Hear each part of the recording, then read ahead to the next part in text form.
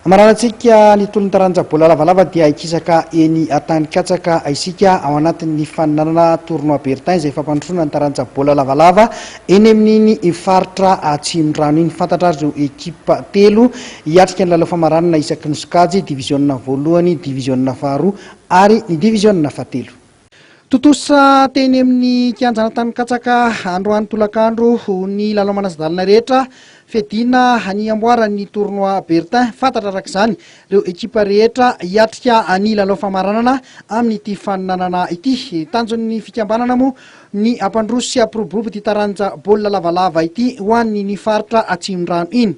Tanjoko zany amin'ity le tournoi Bertin ty Atsimondrano dia mba manangana foto-drafitrasa zany mba ahafahan'ireo tanorana Atsimondrano zany mijoro tsara mba ho club raikitra zany mba ohatran'ireny club lehibe rehetra ireny, satria fantatro zany fotrany tsy dia miroborobo loatra ny ity Atsimondrano amin'ny resaka baolina lavalava.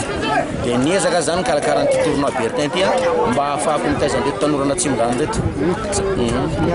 Ny kianjo lalaovana eto mbola tamena be, inona no tsy afaka amin'ny lalao bozaka be nareo? Tsy hoe tsy afaka amin'ny lalao bozaka fa tilo misy zany eto Atsimondrano.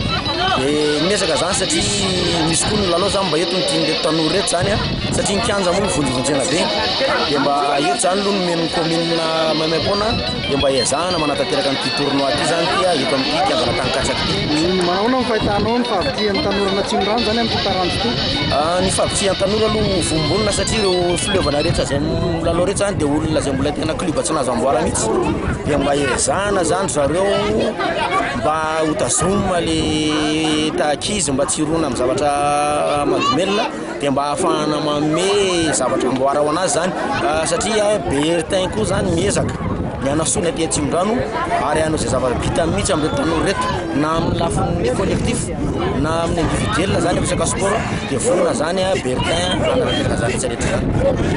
Ho an'ny diviziona voalohany elita faharoa dia ny 15F Anapasika sy ny Tamia Antambolava no hiatrika ny lalao famaranana.